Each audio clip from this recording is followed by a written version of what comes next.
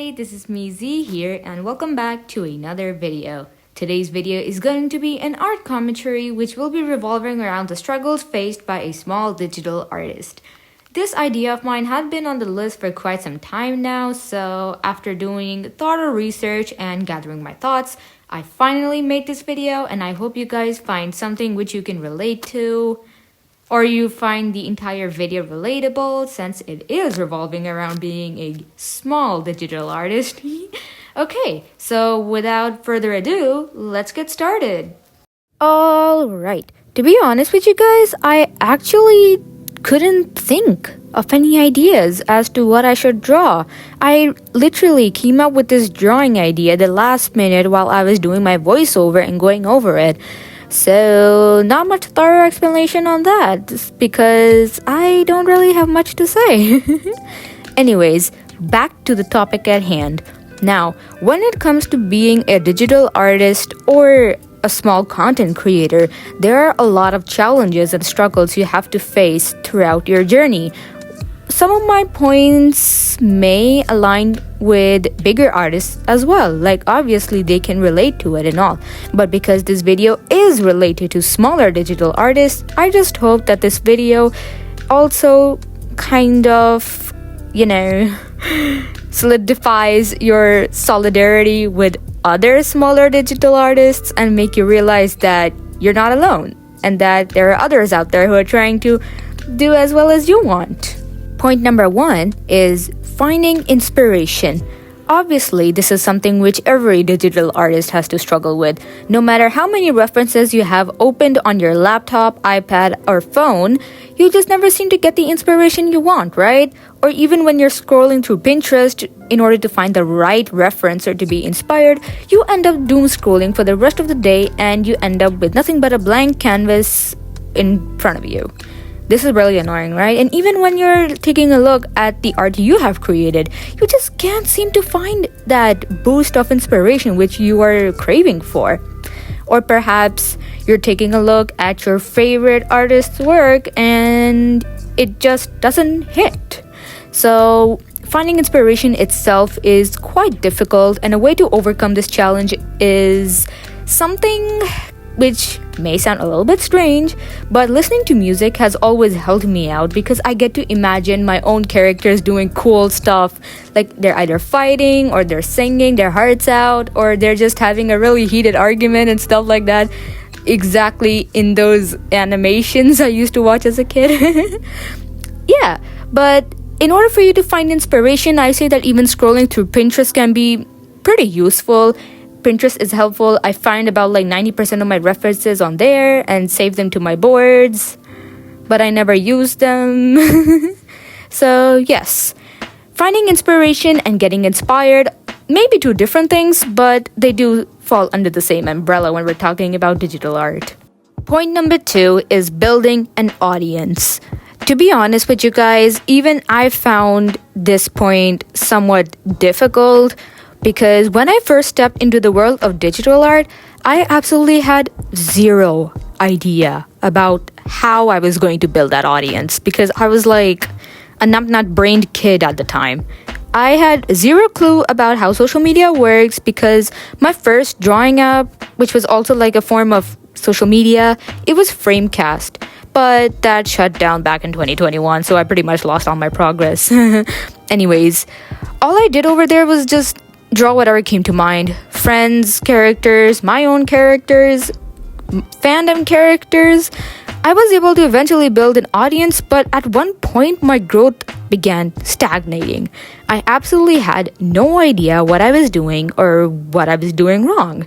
Even when I was running out my first Instagram account, or should I say, when I was working on my first Instagram story and post, I was so motivated and I was like, oh my gosh, yes, I can do this. There's going to be no problem in building an audience. And that was also the time I had about zero research.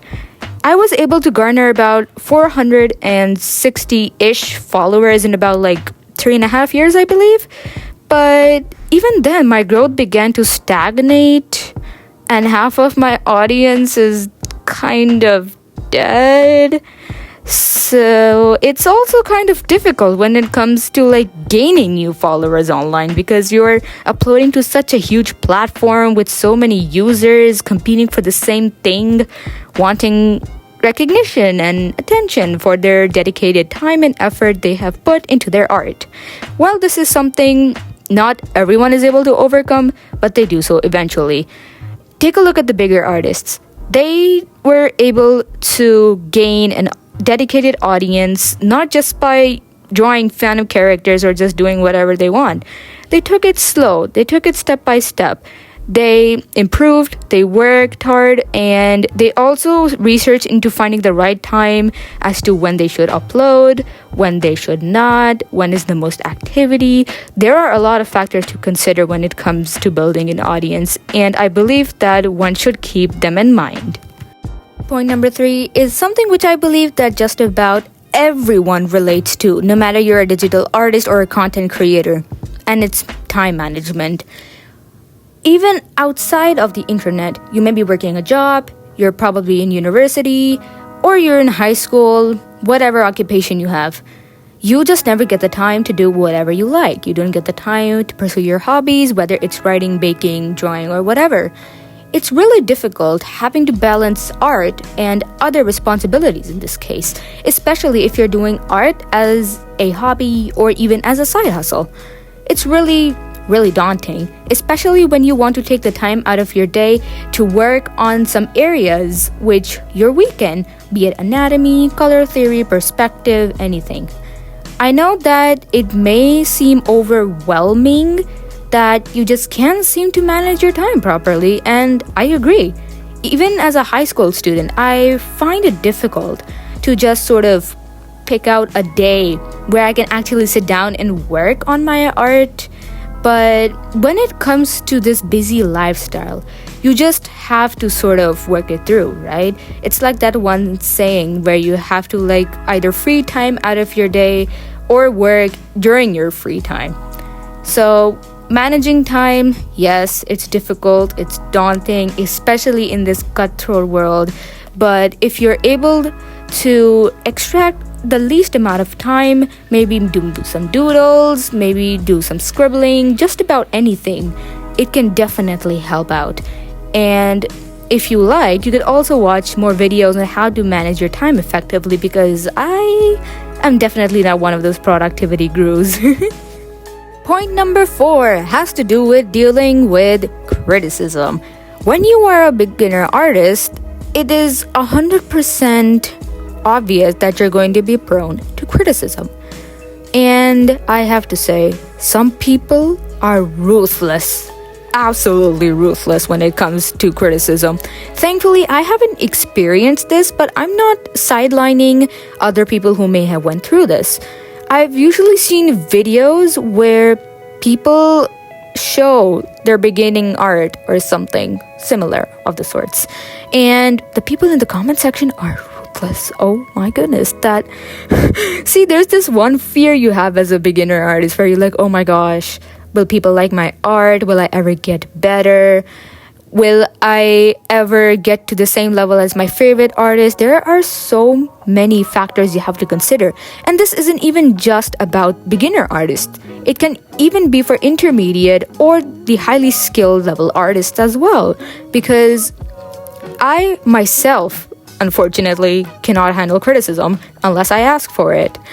So that is why you should always put up a thing where you ask people politely to not give you unwanted criticism, because people can be sensitive, and you should also have a sort of empathetic approach as well and consider the person's feelings. I'm definitely not speaking from my own experience here. Nevertheless, criticism doesn't necessarily have to be hostile. It can also be positive, because the other person would want you to do better as well, to see you improve and work hard, to create a name for yourself within the art community and have a dedicated audience, right? So you should practice handling criticism, which I am aware is easier said than done, but believe me, it's going to help you in the long run. Point number 5 is something, once again, which all of us experience, and it's self-doubt. Now, When we talk about self-doubt, it's imposter syndrome, right? We think about how others are better than us, how they're skilled than us, how their art is better than ours. Us humans have this tendency to compare and put ourselves down. Like, why do we do that? And because of this self-doubt, you lose your touch with creativity.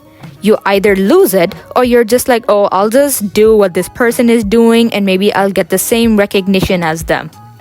While that should not be the case. That should not be the solution to the problem. I know that it's not easy to just stop feeling that way. Yes, it's understandable why you may feel that way.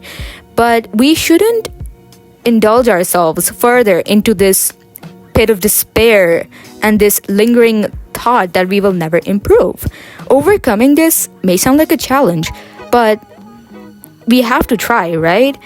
Many people are just like, oh, just stay positive, XYZ, do this, do that. And while they do have some truth in it, it's not easy at all, because one day you may be motivated and consistent and you're doing a pretty good job. But then again, you come across an artist who may be no older than 12 or 13 years old, and all of a sudden you feel sorry for breathing the same air as them, right? Which is why I want you guys to understand that it's alright if you feel that way, but just don't let that feeling take over you completely, because you are so much more than what you are, and you guys can definitely do it. Point number 6 has to do with financial struggles. Now, how many of you guys have experienced this? Let's say you're at a family gathering and you meet a bunch of relatives. They ask you about your hobbies, and the moment you say that, oh, I'm an artist, or you say something like, oh, I want to be an artist in the future, they just go like, oh, but there's no scope for that in our society. Many of us have experienced that, haven't we? See, it's just that the people consider art to be a form of commodity, while it should be something you should enjoy, unless it's something you really want to do in the future. But then again, when it comes to actually wanting to kind of like make money as an artist, you either have to like open up your commissions, do a little thing on Patreon, or even like set up an stall at the artist alley if you're a widely known artist, right? But what is it there for a smaller artist? Well, as somebody who hasn't opened her commissions yet, I'm afraid that nobody's going to commission me. And what if people don't like my art? What if they don't buy it? What if they don't this? It's the what ifs which literally take you down. And it's not only about like making money through the art you make, it's also about the costs of certain software and tools which you need to make that art. Take into account your graphics tablet or that stylus you want to go after, or perhaps it's a certain drawing program which you've seen everybody use, but unfortunately it's for money and you're broke AF, right? This is also a struggle within itself. It's like money is the problem here. And while you can somewhat make money from your art, it can be really difficult, especially if you're in a situation where you need the money to thrive and survive. That's when things get a little bit difficult and you have to cut short on your expenses and spendings. Last but not least, it's staying motivated. I have quite a lot to say about this certain point, so please do listen to me till the end because I have quite a lot to share. In between my art journey, there was a time I wanted to quit. It wasn't just one time. It was a lot of times. Because for some reason, I just felt like I wasn't improving. I constantly compared myself to other artists without realizing that they've been doing it longer than me. And I just felt bad about myself. It drained me from all creativity. It drained me from all motivation. And I just couldn't pick up my pencil for the longest time. It's really difficult to stay motivated and steadfast, right? Or especially if you're like suffering from a mental health condition or anything else, it can be quite troublesome to even do something you like, let alone if it's something you used to do quite a lot in the past, but you just don't have the motivation to do that anymore, right? To summarize, some of the points I have discussed in this video have to do with finding inspiration, building an audience, the financial struggles faced by artists, time management, dealing with criticism, self-doubt, and staying motivated. Thank you all so much for watching this video, and I will see you all in the next one. Bye!